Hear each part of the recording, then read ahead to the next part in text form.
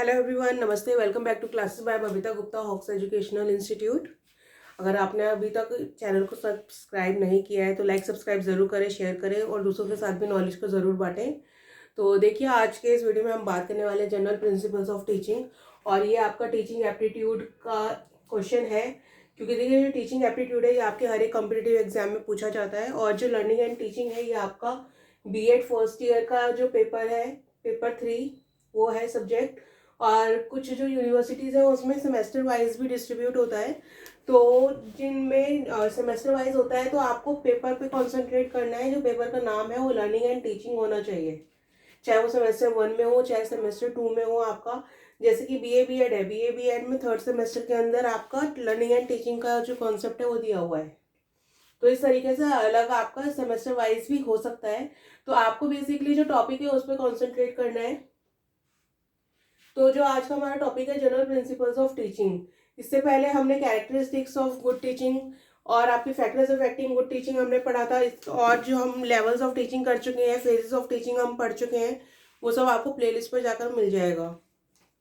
तो देखिए, जो बीएड फर्स्ट ईयर की जो प्लेलिस्ट बनी हुई है उस पर जाकर आप देखें जरूर। तो आपको कॉन्सेप्ट अच्छे से समझ में आएगा कि टीचिंग एप्टीट्यूड होता क्या है और एक टीचर है उसको किस तरीके से बिहेव करना चाहिए। क्योंकि ये आपका पैडागोजी के अंदर बहुत पूछा जाता है। तो पैडागोजी के अंदर आपको ये बेसिक चीज़ें पता होनी चाहिए, तभी आप उसको सॉल्व कर पाएंगे। क्योंकि बच्चे बहुत परेशान रहते हैं कि इंग्लिश पैडागोजी में क्या पढ़ें, हिंदी पैडागोजी में क्या पढ़ें हम, या फिर एसएसटी में आ रही है पैडागोजी तो उसमें क्या पढ़ें हम। तो देखिए, वो सब टीचिंग एप्टीट्यूड ही होता है कि किसी बच्चे को किस तरीके से पढ़ाना है और किसी बच्चे को किस तरीके से समझाना है। तो चलिए, उसी को ध्यान में रखते हुए आज मैं जो टॉपिक लाई हूँ आप लोगों के लिए, जनरल प्रिंसिपल्स ऑफ टीचिंग। तो इसको हिंदी में हम बोलते हैं शिक्षण के प्रमुख सामान्य सिद्धांत। क्योंकि ये वीडियोस जो है वो हिंदी मीडियम बच्चों के लिए भी हैं, तो वो बच्चे नोट करते रहे अपना कंटेंट। क्योंकि मैं हिंदी इंग्लिश दोनों में ही, इंग्लिश में लिखा होता है तो हिंदी में भी इसको पूरा एक्सप्लेन करती हूँ, ताकि बच्चों को कोई कंफ्यूजन ना हो, कोई परेशानी ना हो समझने में। तो देखिए, सामान्य सिद्धांत है ये। इसमें सबसे पहले हमारा आता है principle of definiteness of AIIMS. तो देखिए, मैंने ये जो पीओ लिखा हुआ है ये सब प्रिंसिपल ऑफ की मैंने शॉर्ट फॉर्म लिखी हुई है, क्योंकि नहीं तो फिर बहुत सारा हो जाता है और प्रिंसिपल ज्यादा है और तो पूरे आ नहीं पाते। तो मैंने इसलिए शॉर्ट फॉर्म लिखी है। बट अगर आप अपने एग्जाम में लिखते हैं तो एग्जाम में पूरा आप लिखें उसको प्रिंसिपल ऑफ, उसको पीओ ना लिखें। कहीं आप सोचे कि मैम ने पीओ लिखा था तो हम भी पीओ लिख दें पेपर में, तो आप ऐसा ना करें। क्योंकि जो बीएड के पेपर होते हैं, डीएड का पेपर, बीएड के जो पेपर होते हैं उसमें आपको पूरा डिटेल में लिखना होता है आंसर को। तो आपका ऑब्जेक्टिव टाइप नहीं होता है, तो उस टाइम पे आपको ही पूरा लिखना पड़ेगा। तो देखिए, जो पहला हमारा प्रिंसिपल है principle of definiteness of AIIMS. तो इसका क्या मतलब हुआ? उद्देश्यों की निश्चितता का सिद्धांत। इसको मैं लिख देती हूँ, उद्देश्यों की निश्चितता। डेफिनेटनेस का मतलब है निश्चितता। इसको थोड़ा सा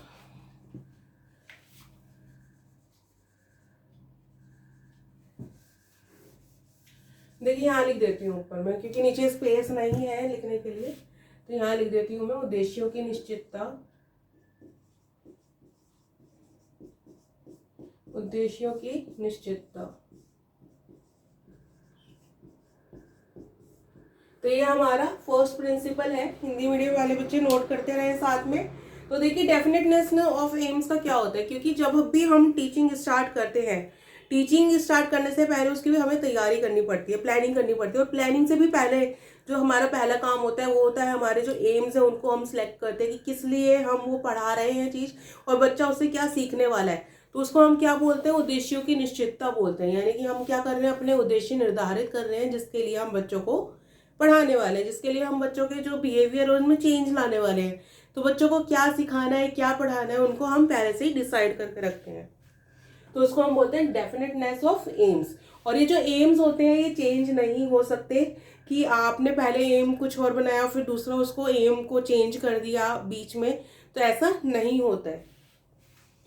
तो ये प्रिंसिपल है। और जो देखिए प्रिंसिपल होते हैं, उद्देश्य, हमारे सिद्धांत हैं, ये कभी भी चेंज नहीं होते हैं। कि आप सोचे कि मैम ने ये लिखा है तो किसी और बुक में कुछ और मिलेगा, किसी और, या फिर आप कुछ और ढूंढेंगे तो किसी और ने कुछ और बता रखा होगा। ऐसा नहीं होता है, क्योंकि जो प्रिंसिपल्स होते हैं वो कभी भी चेंज नहीं होते हैं, वो एज इट इज ही रहते हैं। नेक्स्ट हम आते हैं प्रिंसिपल ऑफ क्रिएटिंग इंटरेस्ट। अब देखिए प्रिंसिपल ऑफ क्रिएटिंग इंटरेस्ट के अंदर क्या है आपका, इसमें है रुचि जागृत करने का सिद्धांत है ये आप लोगों का। तो मैं यहाँ लिख देती हूँ पहले, रुचि जागृत करने का सिद्धांत। तो इंटरेस्ट मतलब रुचि हो गया आपका।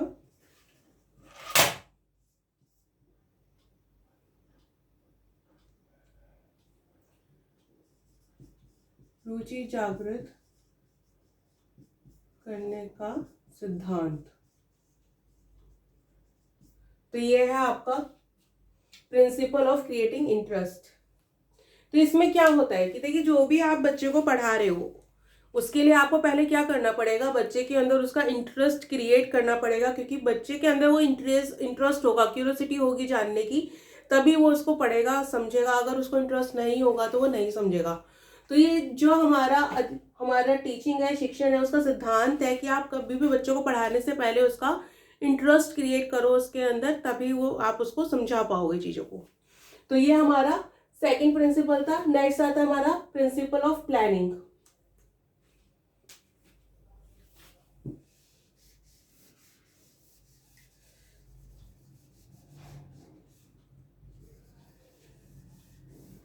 प्रिंसिपल ऑफ प्लानिंग,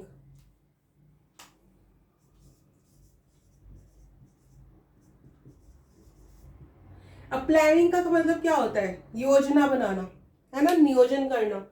तो आप जब भी आपने देखा होगा आप बच्चे को पढ़ाने जाते हो तो उससे पहले क्या करते हो, आप लेसन प्लान तैयार करते हो। तो जो लेसन प्लान हम तैयार करते हो वो क्या है, प्रिंसिपल ऑफ प्लानिंग का पार्ट है, जिसके अंदर आप एक लेसन को तैयार कर रहे हो। तो आप इसको हिंदी में भी लिख सकते हैं, नियोजन का सिद्धांत।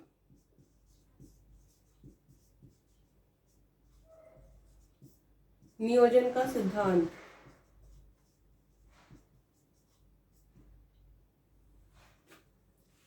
यानी कि आपने क्या है, बच्चे को पढ़ाने से पहले आपने पहले ही पूरा सब प्लान कर लिया है कि क्या क्वेश्चंस आपको रखने हैं, क्या क्वेश्चन बच्चों को समझाने हैं, कितने क्वेश्चन बच्चों को समझाने हैं, अगर बच्चे क्वेश्चन पूछेंगे तो उसका आंसर किस तरीके से देना है, क्या एग्जाम्पल देना है।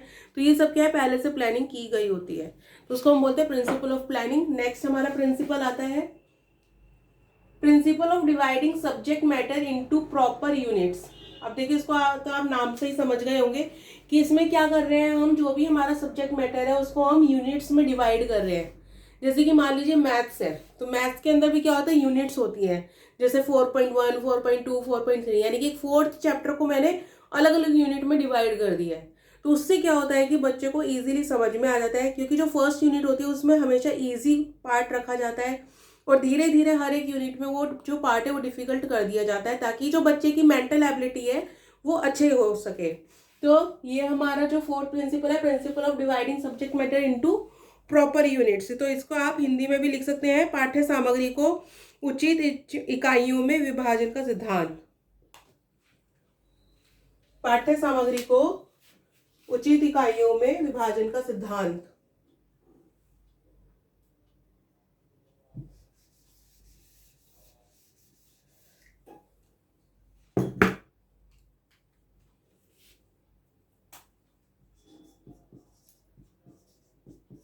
पाठ्य सामग्री को उचित इकाइयों में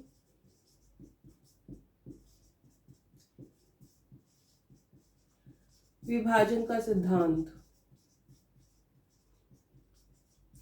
ठीक है ना, यानी कि आप हर एक इकाई को, हर एक पाठ्य सामग्री को इकाइयों में विभाजित कर रहे हो बच्चों, ताकि वो बच्चों के लिए आसान हो सके और बच्चे उसको इजीली समझ सके। नेक्स्ट हमारा प्रिंसिपल आता है principle of using effective teaching methods. अब देखिए जब हम टीचिंग की बात कर रहे हैं तो टीचिंग मेथड्स की भी हम बात कर रहे हैं। तो इसका मतलब क्या है कि जब भी हम बच्चे को पढ़ाते हैं तो उससे रिलेटेड जो हमारे इफेक्टिव टीचिंग मेथड्स है वो हम यूज करते हैं। क्यों हम वो मेथड्स यूज कर रहे हैं, ताकि जो बच्चे को हम अच्छे से एक्सप्लेन कर पाए। क्योंकि कई बार क्या होता है कि आप लेक्चर मेथड से बच्चे को समझा रहे हो, बट उसको अगर लेक्चर मेथड से समझ में नहीं आ रहा तो आप उसको डेमोन्स्ट्रेशन मेथड से समझा रहे हो। तो इस तरीके से मेथड चेंज कर दिए जाते हैं अकॉर्डिंग टू द चाइल्ड, कि बच्चा किस तरीके से समझ रहा है, तो उसके अकॉर्डिंग आप टीचिंग मेथड्स यूज करते हो।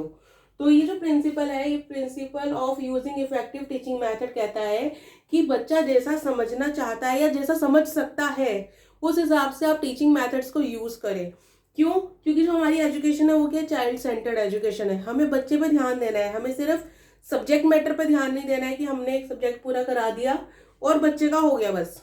हमें क्या करना है, बच्चे को वो पूरा समझाना है, उसको समझ में आना चाहिए। इसलिए हम टीचिंग मेथड्स को चेंज करते हैं अगर ज़रूरत होती है तो।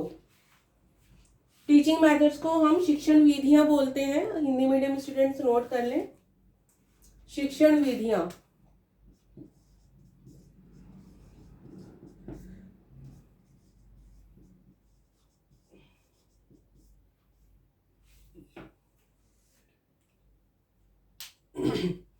नेक्स्ट हमारा आता है sixth principle, principle of activeness.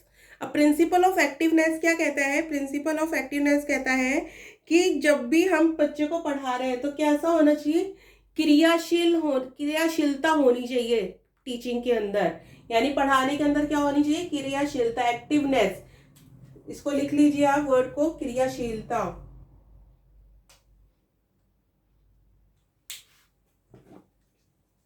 ये नोट कर लिया होगा बच्चों ने, इसको मैं इरेज कर रही हूं।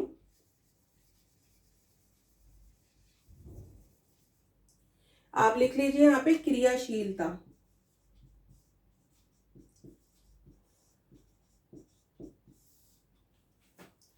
तो प्रिंसिपल ऑफ एक्टिवनेस कहता है कि एक क्लासरूम कैसा होना चाहिए, एक्टिव होना चाहिए। एक्टिव यानी सक्रिय होना चाहिए, उसमें क्रियाशीलता होनी चाहिए। क्योंकि अगर क्लासरूम, जो हमारा क्लासरूम कक्षा है, वो अगर एक्टिव नहीं होगा तो बच्चे भी क्या होंगे, बच्चे भी एक्टिव नहीं होंगे, वो भी पैसिव हो जाएंगे। पैसिव होने का मतलब क्या होता है कि वो असक्रिय हो जाएंगे, वो उस चीज पर ध्यान नहीं देंगे। वो उस चीज को करने की बजाय क्या होगा, उनका ध्यान इधर उधर चीजों में लगा रहेगा। तो उस एक्टिवनेस को बनाना किसका काम है, वो टीचर का काम है। और ये क्या किसके थ्रू होता है, वो टीचिंग के थ्रू होता है।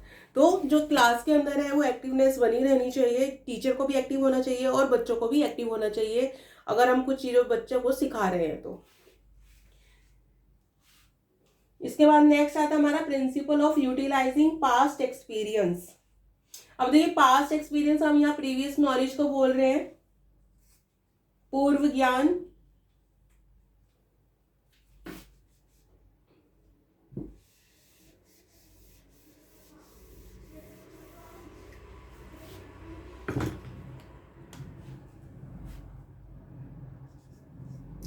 हिंदी में लिख लीजिए पूर्व अनुभवों के उपयोग का सिद्धांत। पूर्व अनुभवों के उपयोग का सिद्धांत। देखिए अगर आपको कोई पॉइंट अगर क्लियर नहीं होता है बाई चांस, क्योंकि मैं हर एक पॉइंट एक्सप्लेन कर रही हूँ, पर फिर भी अगर आपको क्लियर नहीं होता है तो आप कमेंट बॉक्स में लिख के मुझे बता सकते हैं। तो उसके लिए मैं एक शॉर्ट वीडियो आप लोगों के लिए बना के जरूर डालूंगी। तो आप इसको ध्यान से सुने, पढ़ें और समझें। तो देखिए principle of utilising past experience यानी पूर्व अनुभवों के उपयोग का सिद्धांत कहता है कि जब भी हम कक्षा में पढ़ाने जाते हैं, जब भी हम क्लासरूम में पढ़ाने जाते हैं, तो हमें पहले किसका यूज करना है, प्रीवियस नॉलेज का यूज करना है, बच्चे की प्रायर नॉलेज का यूज करना है।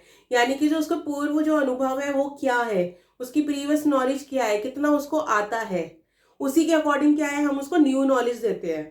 तो इसलिए पास्ट एक्सपीरियंस का पता होना बहुत जरूरी होता है और उसका यूज करना चाहिए एक टीचर को।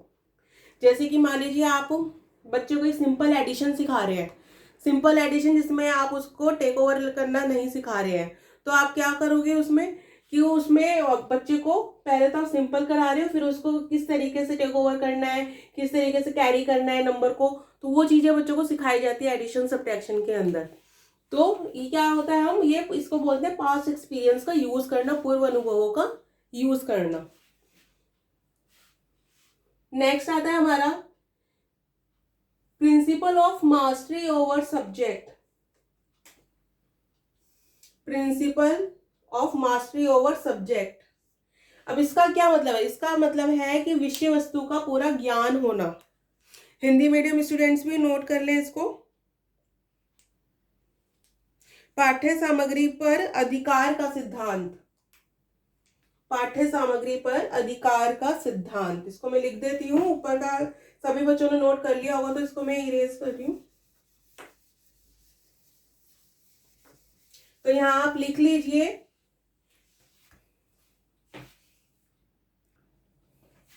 तो यहाँ लिख लीजिए आप पाठ्य सामग्री पर अधिकार का सिद्धांत।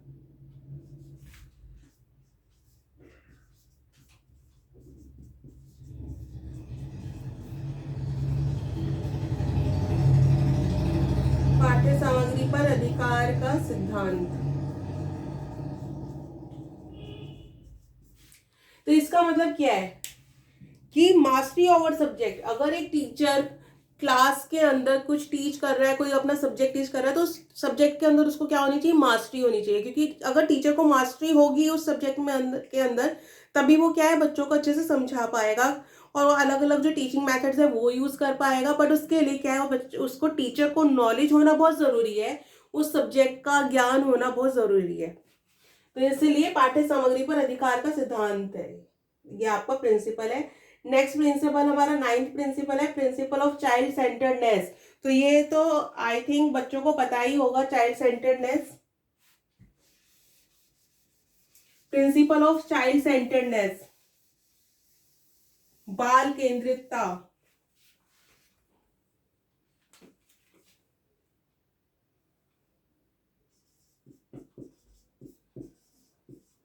बाल केंद्रित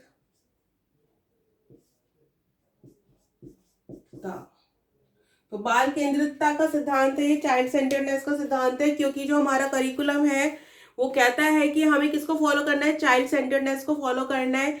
यानी कि हमें किस पे फोकस करना है, बच्चों पर फोकस करना है। अगर हम कोई टॉपिक बच्चों को समझा रहे हैं, कोई टॉपिक हम बच्चों को पढ़ा रहे हैं, तो क्या है, हमें बच्चे पे ध्यान देना है कि वो टॉपिक उसको समझ में आ रहा है नहीं आ रहा, रेदर देन कि हम उसको सिर्फ कंप्लीट कर रहे हैं। हमें सिर्फ टॉपिक कंप्लीट नहीं करना, हमें बच्चे को अच्छे से समझाना भी है। जैसा कि अभी मैंने आप लोगों को बोला कि आपको अगर कोई पॉइंट समझ में नहीं आता है तो आप कमेंट बॉक्स में लिखकर मुझे बता सकते हैं, मैं उस पर शॉर्ट वीडियो डालूंगी आप लोगों के लिए पूरा एक्सप्लेन करके। तो क्या है ये है कि मैं आप लोगों पे ध्यान दे रही हूँ। तो ये क्या है, चाइल्ड सेंटर्डनेस है, बाल केंद्रितता है कि बच्चे पर हमें केंद्रित बना के रखना है अपना। अगर बच्चा नहीं समझ पा रहा है तो उसको समझाना है, चाहे वो टीचिंग मेथड चेंज करके समझाना है या एनवायरनमेंट में कुछ चेंज करके समझाना है, किसी भी तरीके से हमें बस बच्चे पे कॉन्सेंट्रेशन हमारा होना चाहिए। तो ये क्या हमारा प्रिंसिपल ऑफ चाइल्ड सेंटर्डनेस, बाल केंद्रितता का सिद्धांत। तो ये हमारे 9 प्रिंसिपल है। आगे आ जाते हैं हम 10th प्रिंसिपल पे। तो 10th प्रिंसिपल है हमारा प्रिंसिपल ऑफ कंडक्टिव एनवायरनमेंट। अब देखिए यहाँ पे एनवायरनमेंट की बात हो रही है, वातावरण की बात हो रही है। तो यहाँ पे किस वातावरण की बात हो रही है, सकारात्मक वातावरण की बात हो रही है, कंडक्टिव एनवायरनमेंट।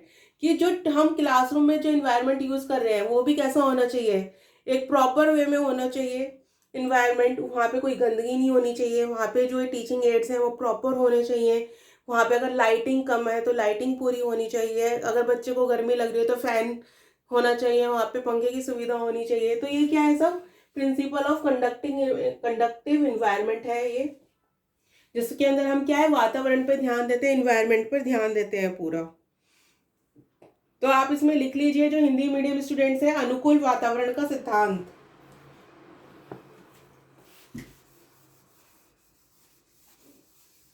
अनुकूल वातावरण का सिद्धांत।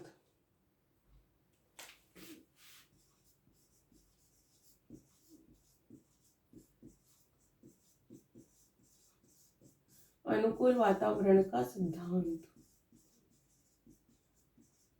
जिसमें क्या है, हमें वातावरण को अनुकूल बनाना है, इस तरीके से अनुकूल बनाना है जिसमें कि बच्चा बैठकर अच्छे से पढ़ाई कर सके। नेक्स्ट आता हमारा प्रिंसिपल ऑफ इंडिविजुअल डिफरेंसेस, यानी कि व्यक्तिगत भिन्नताओं का सिद्धांत। नोट कर लीजिए हिंदी मीडियम स्टूडेंट्स, व्यक्तिगत विभिन्नताओं का सिद्धांत।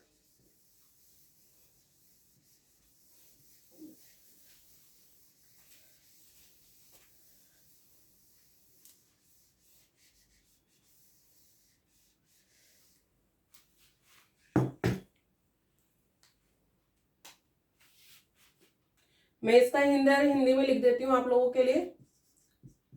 व्यक्तिगत या व्यक्तिक भी हम इसको लिखते हैं, व्यक्तिगत विभिन्नताओं का सिद्धांत। अब इसका मतलब क्या होता है? व्यक्तिगत विभिन्नताओं का मतलब क्या होता है? Individual differences. यानी कि देखिए, आपकी क्लास में 30 बच्चे हैं, क्या वो 30 बच्चे एक जैसे हो सकते हैं? क्या उनका मेंटल लेवल एक जैसा हो सकता है? इमोशनल लेवल या फिजिक्स एक जैसी हो सकती है? नहीं हो सकती है। सभी बच्चे अलग होते हैं, सभी बच्चों के समझने का तरीका अलग होता है। तो इसको हम क्या बोलते हैं? इसको हम बोलते हैं इंडिविजुअल डिफरेंस, व्यक्तिगत विभिन्नताएं। कि हर एक बच्चा अलग तरीके का होता है और उस बच्चे को समझकर ही हमें उसे समझाना होता है कि जैसा बच्चा समझना चाह रहा है, या फिर उसका इमोशनल लेवल आप समझेंगे तब उसको आप समझाएंगे। अगर वो नहीं समझ पा रहा है तो, या फिर उसको कोई और प्रॉब्लम है, या उसको कोई इस तरीके से कोई रीजनिंग वो नहीं कर पा रहा है, कोई क्वेश्चन का आंसर नहीं दे पा रहा है, या कोई टॉपिक नहीं समझ पा रहा है, तो ये क्या है? हर एक बच्चे का अपनी एक अलग समझ है, तो उसको आप उसके अकॉर्डिंग ही समझकर उसको समझाएंगे। नेक्स्ट है इसमें आपका प्रिंसिपल ऑफ फ्लेक्सिबिलिटी। फ्लेक्सिबिलिटी, लचीलापन। तो इसको आप लिख लीजिए, लचीलेपन का सिद्धांत। 12th प्रिंसिपल है यह आपका, लचीलेपन का सिद्धांत।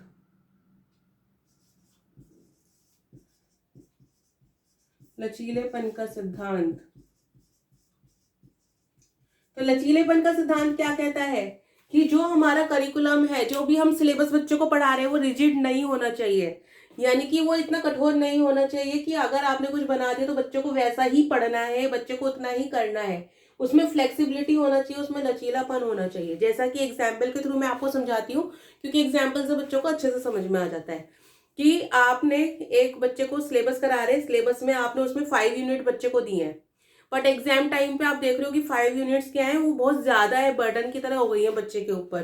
तो आप उसमें से 1 यूनिट कम कर देते हो कि बच्चे के पेपर में सिर्फ 4 यूनिट आएंगी। तो ये क्या है? ये फ्लेक्सिबिलिटी है। आपने ये नहीं करा कि आपको बच्चे के सिलेबस में अगर 5 यूनिट है तो आपको 5 ही उसमें देनी है, आपने उसमें 4 कर दिए। यानी कि फ्लेक्सिबिलिटी का यूज करते हुए आपने यूनिट को कम कर दिया है ताकि उसका बर्डन कम हो सके। तो इसी को हम बोलते हैं प्रिंसिपल ऑफ फ्लेक्सिबिलिटी।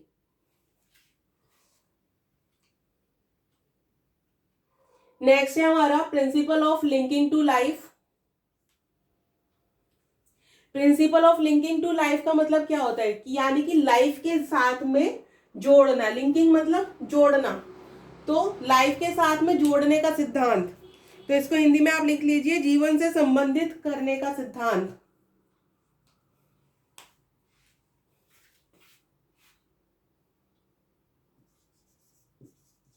जीवन से संबंधित करने का सिद्धांत। अब जीवन से संबंधित हम क्या कर रहे हैं यहाँ पे?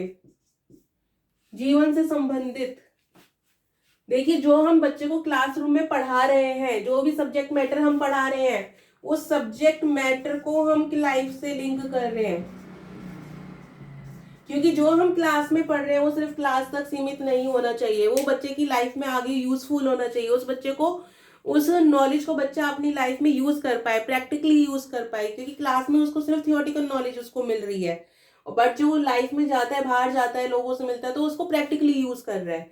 तो जो भी आप बच्चे को क्लास के अंदर पढ़ा रहे हैं वो क्या होना चाहिए? वो कनेक्टेड टू लाइफ होना चाहिए, लिंकिंग टू लाइफ होना चाहिए। आई होप ये वाला आपको प्रिंसिपल अच्छे से समझ में आ गया होगा।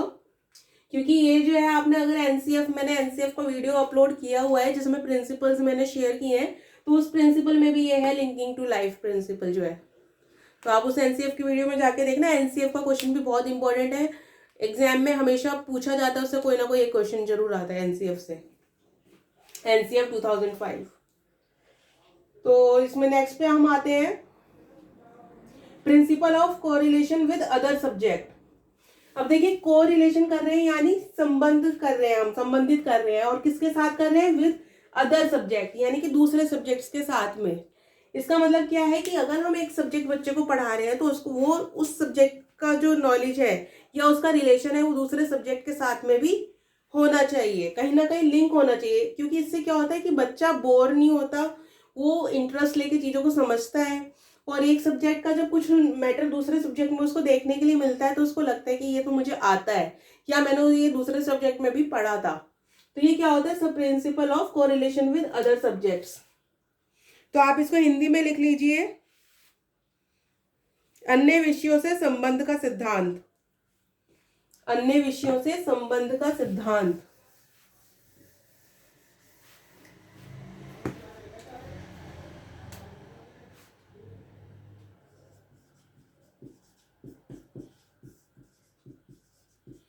अन्य विषयों से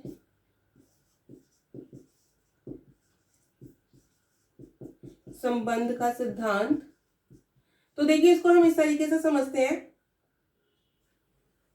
कि साइंस हम बच्चों को पढ़ाते हैं, साइंस बच्चों को डिफिकल्ट लगता है, ठीक है ना, क्योंकि जो बच्चा नर्सरी केजी फर्स्ट में होता है तो वो सिर्फ हिंदी इंग्लिश और मैथ्स पढ़ रहा होता है, फिर उसके बाद जो सब्जेक्ट्स उसमें एसएसटी और साइंस आता है। तो साइंस में क्या है कि कहीं ना कहीं उसको मैथ्स का जो कुछ नंबर्स देखने के लिए मिलते हैं, कुछ इक्वेशंस देखने के लिए मिलती हैं।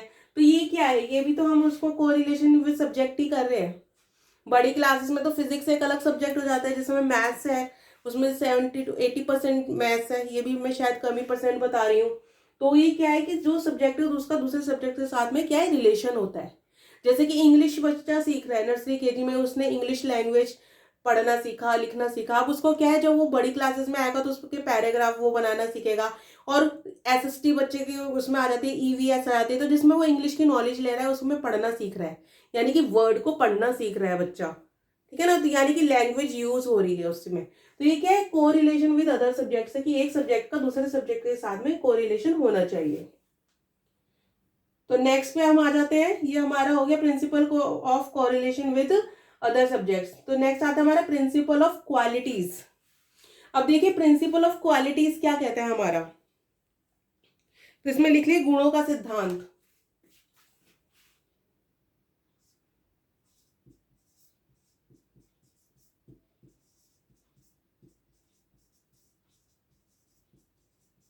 प्रिंसिपल ऑफ क्वालिटीज हमारा टीचर्स के लिए है, कि टीचर्स के अंदर भी क्या है, वो क्वालिटीज होनी चाहिए, कि जिसमें कि एक बच्चा, क्योंकि देखिए बच्चा जो है अपने जो टीचर्स को फॉलो करता है, अगर टीचर के अंदर वो क्वालिटीज नहीं होंगी तो बच्चा उनको फॉलो, अपना आइडियल नहीं मानेगा और उनको फॉलो नहीं करेगा।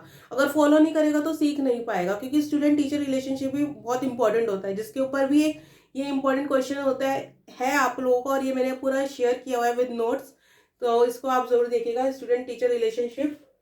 तो इसमें क्या है कि टीचर के अंदर उन गुणों का होना, क्वालिटीज का होना, जिससे कि वो बच्चों को अच्छे से एक्सप्लेन कर पाए किसी चीज को और बच्चों को वो पूरा नॉलेज दे पाए। तो ये हमारा प्रिंसिपल ऑफ क्वालिटीज कहता है। नेक्स्ट है हमारा प्रिंसिपल ऑफ डेमोक्रेटिक बिहेवियर। तो देखिए डेमोक्रेटिक बिहेवियर का मतलब क्या होता है, ये हमारा है जनतांत्रिक व्यवहार। तो यहाँ आप लिख लीजिए जनतांत्रिक व्यवहार का सिद्धांत।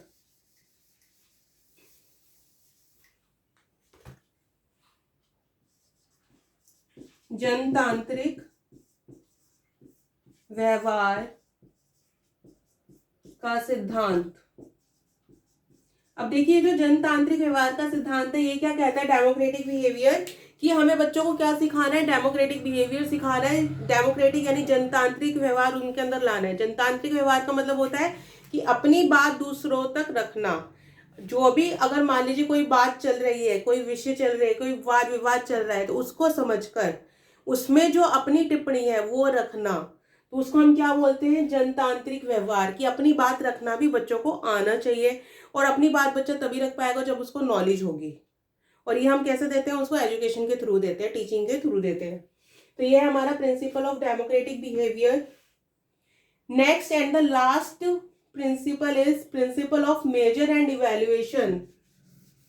देखिए इवैल्यूएशन, जब भी हम टीचिंग की बात करते हैं तो लास्ट जो हमारे स्टेप के होता है वो क्या होता है, इवैल्यूएशन होता है। और जो इवैल्यूएशन है वो क्या है, हमारा एक पार्ट है टीचिंग का। जैसे कि आपने बच्चे को 2 महीने पढ़ाया, 6 महीने पढ़ाया, अब उसके बाद में आप एग्जाम बच्चे का ले रहे हैं, यानी कि आप इवैल्यूएशन कर रहे हैं बच्चे का कि बच्चे ने कितना सीखा। अगर बच्चा नहीं सीख पाया तो कहाँ नहीं सीख पाया, उसको फिर से दोबारा उस चीज को सिखाना। तो क्या है ये principle of measure and evaluation, यानी कि आप मेजर कर रहे हो उसकी सक्सेस को कि उसने कितना सीखा, और उसको इवैल्यूएट कर रहे हो कि कितना सीखा और कहाँ कमी रह गई। जहां कमी रह गई आप उसको फिर दोबारा सिखाओगे। जिसको रिमेडियल और डायग्नोसिस एंड रिमेडियल प्रोसेस बोलते हैं हम। तो ये हमारा है principle of measure and evaluation. तो इसको आप हिंदी में लिख लीजिए, मापन और मूल्यांकन का सिद्धांत। मापन और मूल्यांकन का सिद्धांत। तो ये आपका लास्ट प्रिंसिपल था। तो टोटल 17 प्रिंसिपल्स मैंने आप लोगों के साथ में शेयर किए हैं। आई होप आप लोगों को समझ में आए होंगे। अगर आपको कोई प्रिंसिपल समझ में नहीं आता है तो आप मुझे कमेंट बॉक्स में लिख के बताइए, मैं आपके लिए शॉर्ट वीडियोस के लिए लेकर आऊँगी। और आप कमेंट बॉक्स में ये भी लिख के बताइएगा कि आपको कैसे लगे ये जो मैंने आप लोगों को एक्सप्लेन किया, आपको वीडियो कैसा लगा। और आपको अगर वो अच्छा लगा है तो आप कमेंट बॉक्स में लिख के मुझे ज़रूर बताइएगा। अगर कहीं आपको समझ नहीं आया तो वो भी आप मुझे लिख के बताइएगा। और देखिए एक बार मैं रिपीट कर देती हूँ ये सारे प्रिंसिपल जो मैंने आप लोगों के साथ में शेयर किए हैं। तो ये हैं हमारे principles of definiteness of AIIMS. First था हमारा यानी कि उद्देश्यों की निश्चितता का सिद्धांत। सेकंड था हमारा प्रिंसिपल ऑफ क्रिएटिंग इंटरेस्ट, रुचि जागृत करने का सिद्धांत। थर्ड था हमारा प्रिंसिपल ऑफ प्लानिंग, नियोजन का सिद्धांत। फोर्थ था हमारा principle of dividing subject matter into proper units, यानी पाठ्य सामग्रियों को उचित इकाइयों में विभाजन का सिद्धांत। इसके बाद था principle of using effective teaching method, प्रभावशाली शिक्षण विधियों के प्रयोग का सिद्धांत। नेक्स्ट आता है हमारा प्रिंसिपल ऑफ एक्टिवनेस यानी क्रियाशील बनने का सिद्धांत। 7 था हमारा principle of utilising past experience, पूर्व अनुभवों के उपयोग का सिद्धांत। इसके बाद था हमारा principle of mastery over subject matter, पाठ्य सामग्री पर अधिकार का सिद्धांत।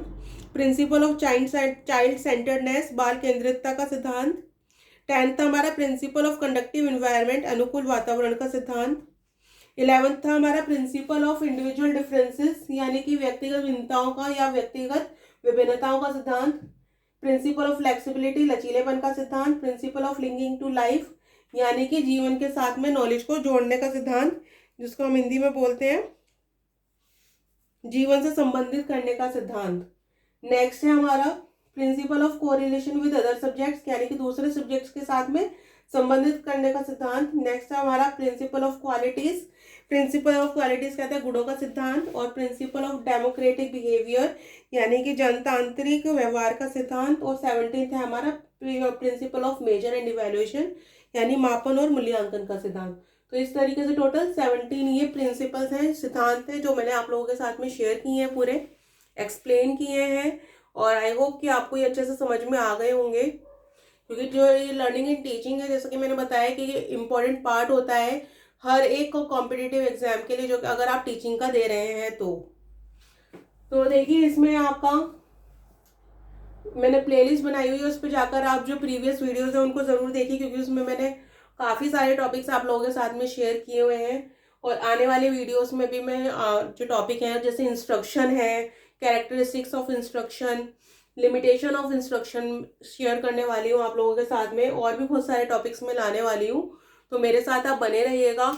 और चैनल को लाइक सब्सक्राइब ज़रूर कीजिएगा, शेयर कीजिएगा और दूसरों के साथ भी नॉलेज को ज़रूर बांटिएगा। तो जल्दी मिलते हैं नेक्स्ट वीडियो में। अभी के लिए थैंक यू, धन्यवाद।